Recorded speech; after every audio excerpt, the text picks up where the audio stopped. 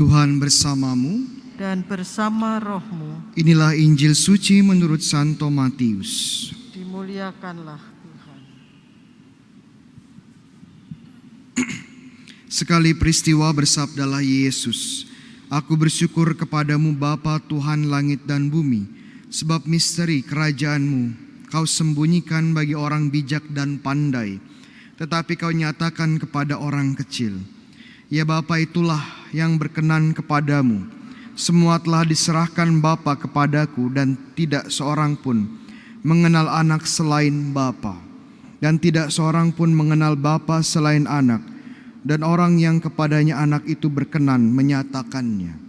Datanglah kepadaku, kamu semua yang letih lesu dan berbeban berat. Aku akan memberikan kelegaan kepadamu.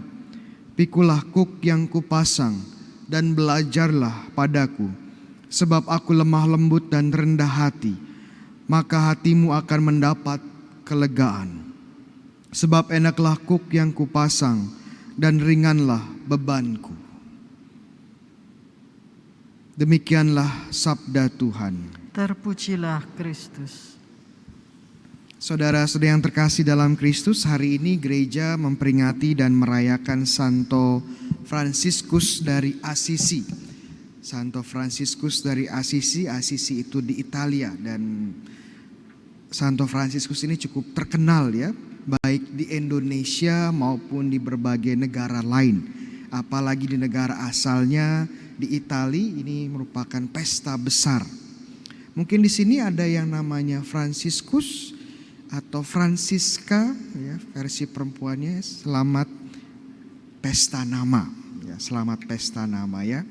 Dan juga kita mengucapkan selamat pesta kepada teman-teman imam Fransiskan ya, bruder Fransiskan maupun suster-suster kongregasi-kongregasi yang memiliki spiritualitas Fransiskan, dan juga untuk Fransiskan awam, karena hari ini adalah pesta mereka. Mungkin akan sedikit cerita tentang Santo Fransiskus ya. Santo Fransiskus, bahasa Italianya Francesco, itu kurang lebih artinya orang dari Perancis. Loh, kenapa kok disebut orang dari Perancis ya, padahal dia orang Itali, dari kota Assisi? Karena waktu itu ibunya memang orang Perancis, dan bapaknya senang memanggil dia sebagai orang Perancis, Francesco. Ya, dan Fransiskus ini anak saudagar kaya. Dan sebagai anak saudagar kaya, dia dimanja orang tuanya.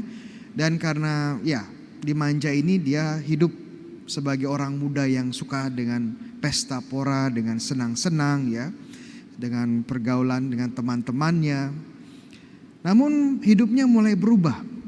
Hidupnya mulai berubah waktu dia membela kota Assisi dan ikut berperang.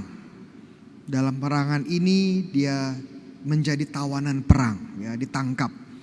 Dan selama 1 tahun jadi tawanan di penjara. Dan disinilah di momen dia merasakan bahwa hidupnya itu sebentar lagi akan diambil. Dan bahkan waktu dia berhasil dibebaskan, dia juga sakit keras. Di momen-momen inilah dia mulai menyadari dan mulai mendekat lebih lagi dengan Tuhan. Dan dia pun mulai banyak berdoa ya, mulai melakukan karya-karya amal kasih, menyadari hidup ini tidak hanya di dunia, tetapi ada sesuatu yang lebih baik lagi. Suatu hari dia berdoa, ya, dia berdoa di sebuah kapel namanya, atau gereja kecil yang sudah tua dan banyak tempat yang rusak, gerejanya rusak, namanya San Damian, ada di luar kota Assisi. Dan waktu dia berdoa, dia melihat penampakan Tuhan Yesus. Tuhan Yesus bilang apa? Fransiskus, Fransiskus, bangunlah dan perbaikilah gerejaku. Awalnya Fransiskus mengira bahwa Tuhan Yesus meminta dia memperbaiki gereja San Damian yang memang rusak ya. Tetapi kemudian pelan-pelan dia menyadari bahwa dia dipanggil untuk memperbaiki gereja universal, gereja Katolik. Memang ada apa sih Roma pada waktu itu ya? Karena pada waktu itu banyak ajaran sesat. Waktu itu para romo, para klerus, ya, para rohaniawan tidak hidup sesuai dengan semangat Injili, ya, dan perlu pembaharuan. Dan disinilah Fransiskus tergerak untuk memberikan dirinya dalam pewartaan dan dalam pelayanan. Dia mulai menjual hartanya, ya. Dan ini tentunya ditentang oleh ayahnya sendiri. Loh, kamu ngapain ngabisin harta keluarga, ya, untuk orang miskin? Sampai dia diseret oleh bapaknya di tengah kota. Di tengah kota dia bilang, kamu pilih Fransiskus. Kamu mau tetap menjadi anak saya, menjadi ahli waris saya. Kalau kamu mau, hentikan semua kegiatan amal kasih kamu. Fransiskus di situ bilang, tidak, saya lebih baik ikut Kristus. Dan apa yang dia lakukan, dia buka semua bajunya. Ini saya kembalikan kepada Bapa. Saya melepaskan hak saya, hak waris saya. Saya mau ikut Kristus. Jadi bagaimana dramatis sekali ya kisahnya.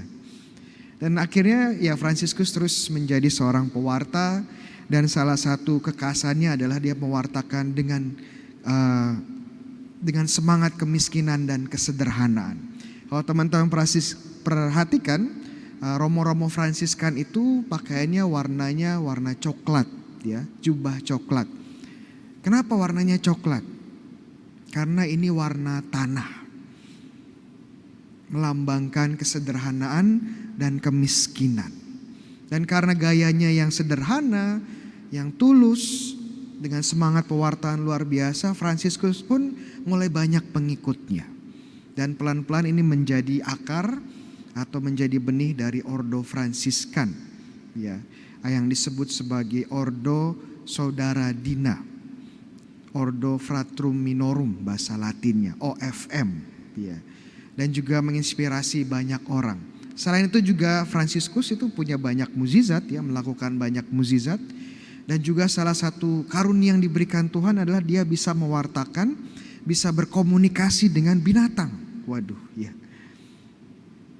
Suatu hari dia mewartakan di sebuah kota, hanya sedikit yang mendengarkan. Lalu dia pergi keluar kota, di pinggir sungai dia mewartakan. Dan apa yang terjadi, ikan-ikan di sungai itu datang mendengarkan dia. Burung-burung juga datang, hewan-hewan lain datang. Lebih baik hewan ini daripada warga kota tersebut yang menolak sabda Tuhan. Dan tahun-tahun terakhirnya dia menderita atau dia menerima karunia lain yang disebut stigmata. Stigmata itu apa, Romo? Stigmata itu menerima luka-luka Yesus. Luka-luka yang tidak bisa sembuh. Ada luka di tangannya, ya, luka di kakinya, luka di kepalanya. Dan luka ini tidak bisa sembuh. Bagaimana rasa sakit Kristus diterima juga oleh Fransiskus. Ya, jadi karena itu Fransiskus menjadi salah satu santo yang cukup terkenal dan populer. Setelah dikanonisasi, kemudian dia menjadi pelindung Itali, ya, negara Itali, dan juga Paus Yohanes Paulus II menyatakan Fransiskus sebagai santo pelindung ekologi, ya, pelindung lingkungan hidup. Ada banyak hal yang kita bisa pelajari dari Santo Fransiskus, kerendahan hatinya, semangat pelayanannya, ya, semangat kemiskinan dan kesederhanaan. Bahkan dalam kemiskinan, kesederhanaan pun kita bisa tetap bahagia dalam hidup, ya. Dan pertama dan utama melayani Yesus dalam orang miskin. Ada banyak hal yang kita bisa hidupi, ada banyak hal yang kita bisa pelajari dari Fransiskus Assisi. Dan saya akan tutup homili saya dengan sebuah doa, ya, doa yang diatribusikan kepada Santo Fransiskus Assisi. Namanya doa pembawa damai. Tuhan, jadikanlah aku pembawa damai-Mu. Bila terjadi kebencian, jadikanlah aku pembawa cinta kasih. Bila terjadi penghinaan, jadikanlah aku pembawa pengampunan. Bila terjadi perselisihan, jadikanlah aku pembawa kerukunan. Bila terjadi kebimbangan, jadikanlah aku pembawa kepastian. Bila terjadi kesesatan, jadikanlah aku pembawa kebenaran. Bila terjadi kecemasan, jadikanlah aku pembawa harapan. Bila terjadi kesedihan, jadikanlah aku sumber kegembiraan. Bila terjadi kegelapan, jadikanlah aku pembawa terang. Bila terjadi kegelapan, jadikanlah aku pembawa terang. Tuhan, semoga aku ingin menghibur daripada dihibur, memahami daripada dipahami, mencintai daripada dicintai. Sebab dengan memberi aku menerima, dengan mengampuni aku diampuni, dengan mati suci aku bangkit lagi untuk hidup selama-lamanya. Amin.